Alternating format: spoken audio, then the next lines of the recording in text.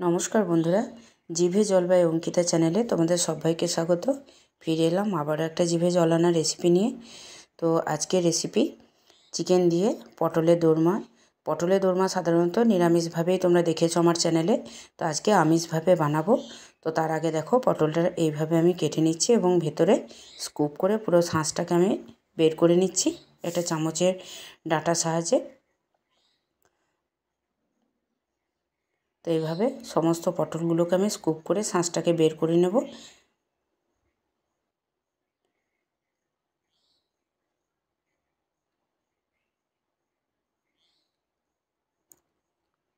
দেখো ঠিক এইভাবে সমস্ত পটলগুলোকে আমি শাঁস বের করে রেডি করে নিয়েছি। তো এখানে আমি চিকেন নিয়ে নিয়েছি 450 গ্রাম মতো বোনলেস। তো মিক্সির মধ্যে এটা আমি একটু ঘুরিয়ে নেব।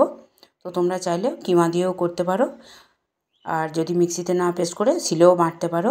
আর দেখো পটলগুলো এইভাবে লবণ হলুদ দিয়ে খুব ভালোভাবে ভেজে নিচ্ছি।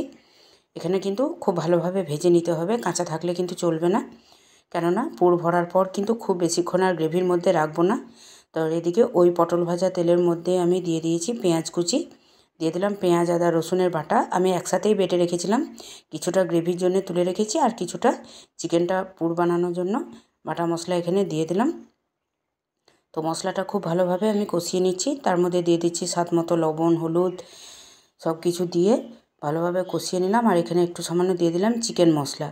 চিকেনের পুর ভরা পটলের দোরমা রেসিপিতে চিকেন মশলাটা কিন্তু অবশ্যই ব্যবহার করো, তাতে কিন্তু পুরের স্বাদটা খুব ভালো হবে।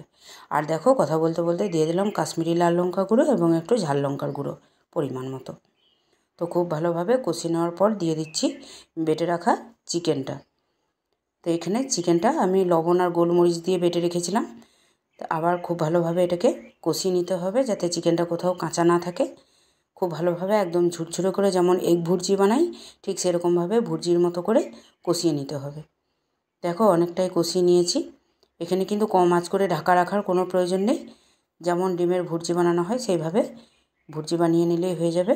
তো চিকেনটা অনেকটাই কষিয়ে নিয়েছি, এখন একটা থালার মধ্যে ঢেলে আমি ঠান্ডা করে নেব। ঠান্ডা করে না নিলে কিন্তু পটলের মধ্যে ভরাও অসুবিধা হবে।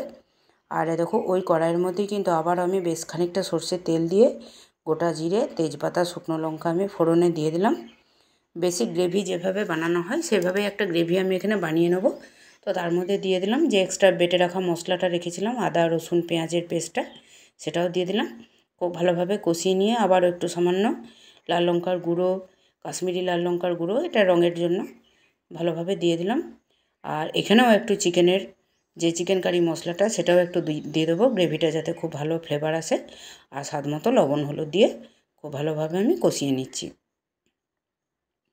আমার আজকে চিকেনের পুর ভরা পটলের রেসিপিটা তোমাদের কেমন লাগলো বন্ধুরা, নিচে থাকা কমেন্ট বক্সে অবশ্যই জানিও। আর দেখো কথা বলতে বলতে আমি এখানে দিয়ে দিলাম টমেটোটা দিয়ে আবারও খুব ভালোভাবে কষিয়ে নেব। তো তোমরা চাইলে এখানে টমেটো সসও ব্যবহার করতে পারো। এদিকে পটলগুলোও ঠান্ডা হয়ে গেছে, চিকেনের পুরটাও ঠান্ডা হয়ে গেছে। তো পটলের মধ্যে আমি চামচে করে আমি চিকেনের পুর ঠেসে ঠেসে ভরে দেবো। যত বেশি পুর ভরবে তত খেতে ভালো লাগবে বন্ধুরা। পুর ভরার সময় একটু কার্পণ্য করলে কিন্তু চলবে না। আর জামাই ষষ্ঠী উপলক্ষে আজকে এটা আমি বানালাম, তোমাদের কেমন লাগলো অবশ্যই জানিও। তো দেখো প্রত্যেকটা পটলের মধ্যেই আমি পুর ভরে রেডি করে নিয়েছি। আর এদিকে গ্রেভিটা যখন মশলা কষানো হয়ে গেছিলো সামান্য একটু জল দিয়ে কিন্তু আমি ফুটতে বসিয়ে দিয়েছিলাম। তো এর মধ্যে আমি পুর ভরা পটলগুলো আমি দিয়ে দিচ্ছি। তোমরা অনেকেই পটলের দোরমা বানানোর সময় একটা টেনশন থাকে যে পুরটা বেরিয়ে যাওয়া, বা পটলের যে আগা মাথাগুলো কেটে বাদ দেওয়া হয় সেগুলো দিয়েই আবার তোমরা টুথপিক দিয়ে হয়তো গেঁথে দাও বা সুতো দিয়ে বেঁধে দাও। কোনো প্রয়োজন নেই বন্ধুরা, খুব সুন্দরভাবে এরকম মুখ খোলা অবস্থাতে পটলের দোরমা অনায়াসে বানানো যায়।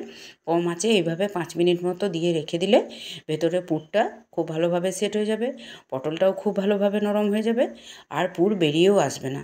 তো দেখো কথা বলতে বলতে আমি এর মধ্যে দিয়ে দিলাম স্বাদ মতো একটু চিনি, এতে করে লবণ ঝালের ব্যালেন্সটা বজায় থাকবে। আর দিয়ে দিয়েছিলাম কাসুরি মেথি। তো দেখো খানিকক্ষণ ঢাকা রাখার পর আমি সার্ভ করে নিয়ে ফিরে এসেছি গরম ভাতের সাথে। দুর্দান্ত লাগছিল বন্ধুরা, বিশ্বাস করো। তো আজকের রেসিপি তোমরা যদি ভালো লেগে থাকে অবশ্যই তোমার বন্ধুদের মধ্যে ভিডিওটা একটু শেয়ার করে দিও। আর আজকে যারা আমার ভিডিও নতুন দেখছো প্লিজ একটু চ্যানেলটাকে সাবস্ক্রাইব করে পাশে থাকা বেল বাটন ক্লিক করে নোটিফিকেশান অল করে দিও।